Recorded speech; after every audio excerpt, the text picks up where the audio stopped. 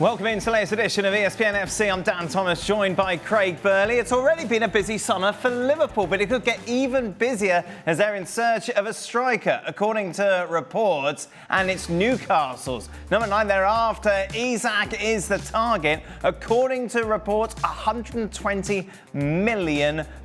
Suggestions are if they can't get Isak, then they'll turn their attention to Ekitike, who of course reported yesterday Newcastle were interested in. Meanwhile, of course, they're going to bring players in. They have to get rid of some as well. Luis Diaz, the target for Bayern Munich. Reports suggesting Liverpool have rejected an almost £60 million bid for him. Lots to discuss then as we welcome in Frank Labus with us, as is Nader Manua. Beth Lindop joins us well, very first time on the show for our Merseyside correspondent. Beth, this has come out of nowhere, hasn't it? Yeah, it's been quite the day from a Liverpool perspective. Started off this morning with the reports about Luis Diaz.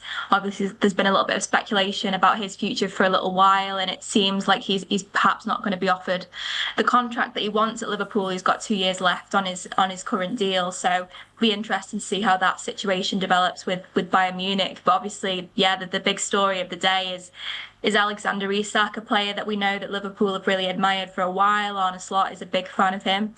But it always felt like this summer it was going to be too difficult a deal to do. Newcastle have been pretty unequivocal in the stance that they're not letting him go this summer.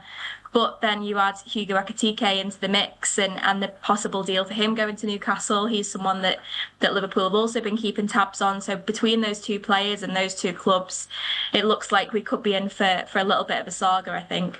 If you're Isak, Craig, your head's going to be turned, isn't it, by Liverpool being interested?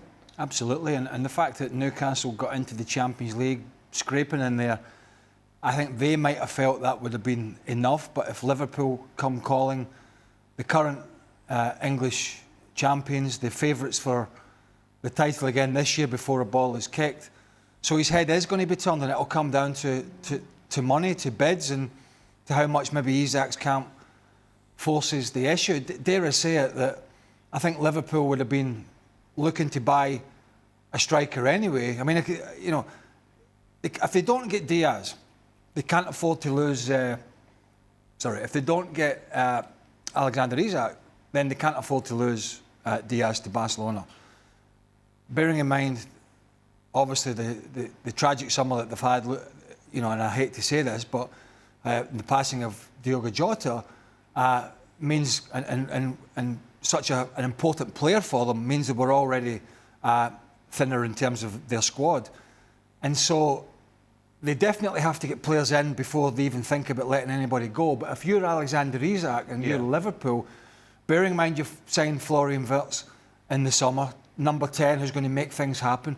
Bearing in mind you're super strong in the middle of the park. Bearing in mind you're super strong in the wide positions. If you could bring in one of the hottest strikers in European football, then that's another big statement on top of the ones that you've already made earlier this summer already. Nader, Newcastle fans will be hoping, right, OK, a bid's come in, we've said no, that's the end of the story. But if you're Alexander Isak, how much part do you have to play in whether or not you stay or go this summer?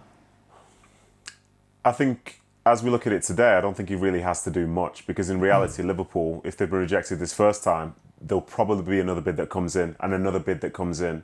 And I think maybe when the figures start to get north of that £100 million mark, if Newcastle's still saying no, then maybe that's the point where Isak has to make a statement himself. But for now, it's almost like he holds the cards. He's very much wanted at Newcastle and very much wanted at Liverpool.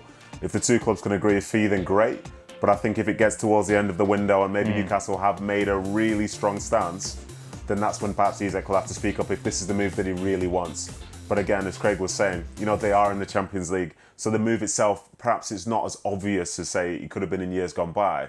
But the fact is, when the Premier League champions do come calling, they might not call again. So maybe this is the time to say, well, for me, this is the right move and this is where I want to be. Yeah, that's it, Frank, isn't it? Both teams, of course, in the Champions League, but as a player, surely it's the ambition of going on to win it all, and Newcastle fans won't like it, but obviously you've got a lot better chance of winning it with Liverpool than you have with Newcastle. That's got to tempt the player, isn't it? Certainly, and when you're a player, you're ambitious, you want to win a trophy, silverware, and it's obvious that you have more chances to win with Liverpool than with Newcastle. But it's a tricky situation for Isak. I mean, he will be a betrayer for the Magpies and maybe an opportunist. But that's football. I will completely understand Isak if he decides to go to Liverpool, and I will understand the fans to be so much disappointed by losing one of the best strikers in Europe playing the Champions League. So there is no comfortable situations for anybody, especially for Isak. I think, as Nathan said, it's better if he doesn't say anything. He lets things go. If he has to play for Newcastle for another season, he will play in the Champions League. If he has a chance to go to Liverpool, he will enjoy it. But it doesn't say much for, I think one of the other things is that Newcastle and Eddie Howe have to be super confident that if this does happen, the club have got the plan B in place, because they had a pretty good... It would in theory be Ekitike, yeah? Well, it would, because Callum Wilson has left as well, so yeah. the backup striker... Shut up, Nathan. The backup, it's not Çalhanoğlu, you're all right, you found a new one.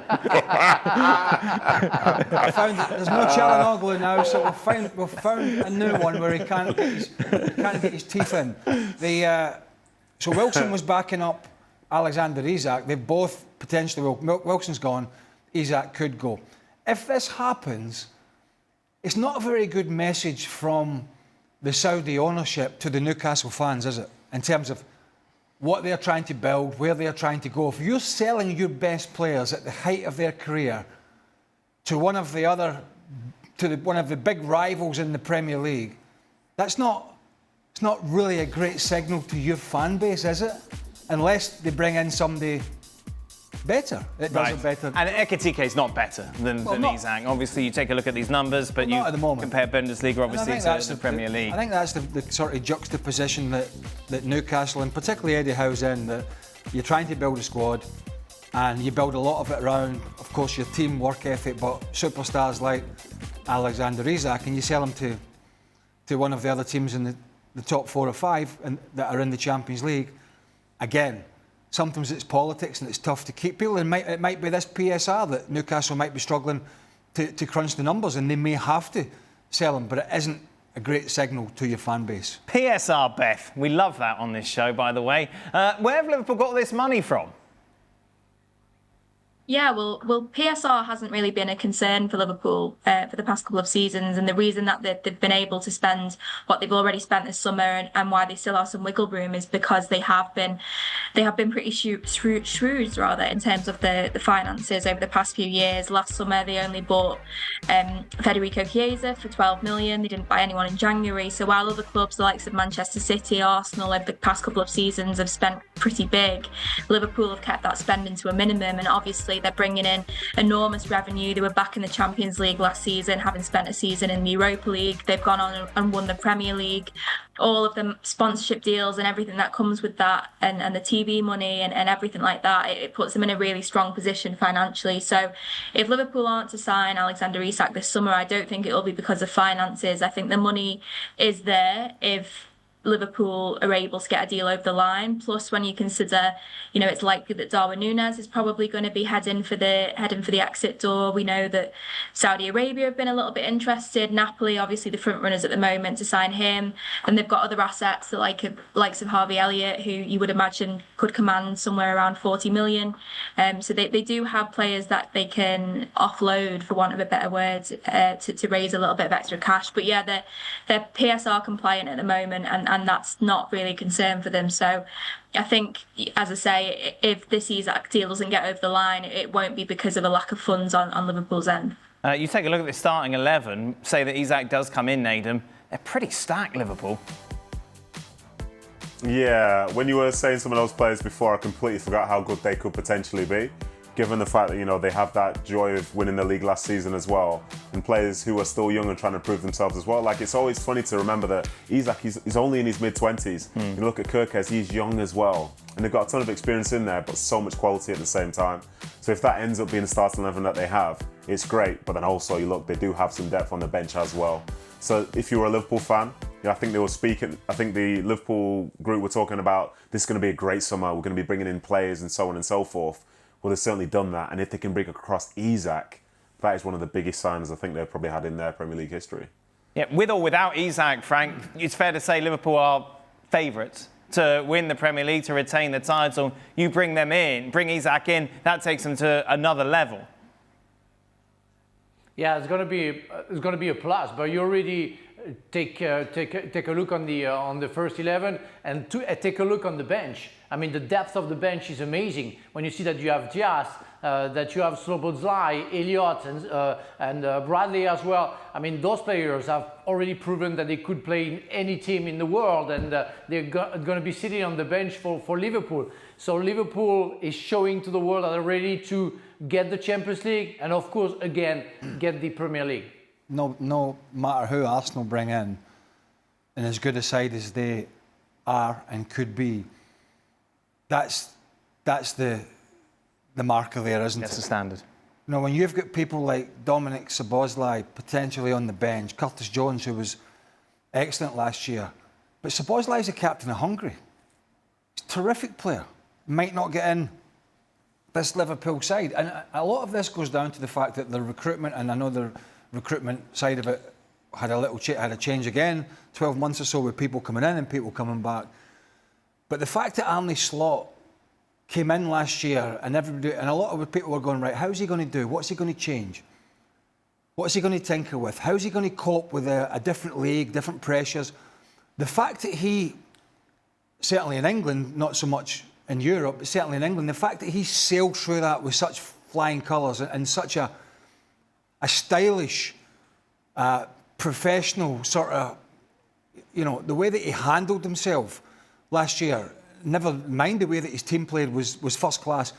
And I think that has just given the Liverpool ownership and the Liverpool board and all the sporting directors and whatnot the confidence to go out and say, listen, we just need to get this guy what he needs and he's going to do the job. Because what he did last year with very little changes to that Klopp side was amazing. And I think that's given them a lot of confidence to go out, spend big and really back the manager.